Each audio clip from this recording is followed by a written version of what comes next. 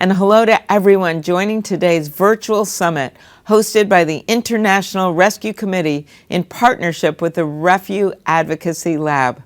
For 88 years, the International Rescue Committee has been assisting those caught in the throes of humanitarian crises. By helping families access health services and clean water and connecting kids to schooling, you've empowered so many refugees during the hardest times in their lives. It is truly inspirational. Very few people get up every day and go to work to help the world's most vulnerable people build better lives, but you do.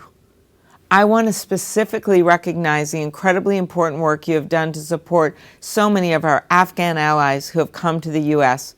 Many sacrificed so much for our troops and for our country. It is not just our obligation to help them in return. It is our honor and our privilege to assist them. I've always believed our country's strength comes from the diversity of our people. We stand on the shoulders of immigrants and refugees. My family would not be here today if America didn't open up its arms to those dreaming of a better life and looking for a better home. So I'm proud to represent a state that has welcomed so many refugees, the state with the largest Somali and Oromo populations in the U.S., and some of the largest Hmong and Liberian populations. All of these communities have contributed so much to Minnesota's and America's cultural and economic vitality. Just look at the Fortune 500 companies. Almost half of those companies were founded by immigrants or children of immigrants or refugees, including Hormel and 3M in Minnesota. And more than 30% of all U.S. Nobel laureates, 30%, were born in other countries. So I think it is no surprise to you that I asked for a higher cap than we had during the Trump administration when it came to the number of refugees that could come in our country. Think about all of the immigrants and refugees who are now working on construction sites, strengthening our infrastructure, in our hospitals, providing life-saving care, on farms and in grocery stores, helping us keep food on the table, in other essential roles as doctors, as police officers, as firefighters, in rural and underserved urban areas. America has helped them succeed. But just as importantly, with hard work and determination, they have helped America succeed. Refugees don't diminish America, they are America. But right now, we have a situation where some of that talent is going untapped. So often, new Americans arrive in this country with useful skills and expertise that could make our economy and our country stronger. But they can't put those skills to work because their credentials and training are not recognized in the U.S.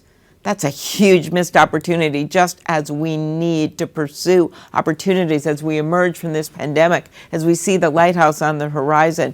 Because right now, our country is facing a workforce shortage, and refugees and immigrants are in a position to be a part of the solution. That is why last month I introduced the bipartisan Bridging the Gap for New Americans Act with Senators Cornyn, Coons, and Murkowski.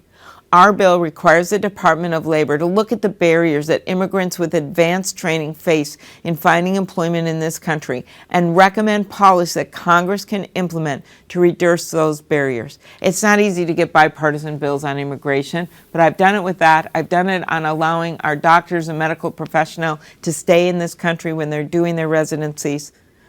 I also am focusing on doing it for our Afghan allies.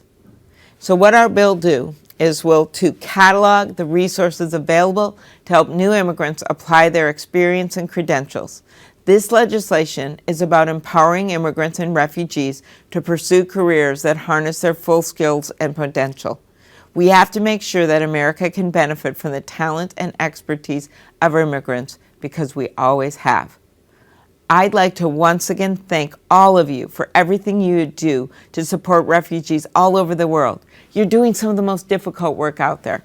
So here's to you, Senate water, budget cuts and stuff, but this is all I got. Keep up the good work. Enjoy the rest of the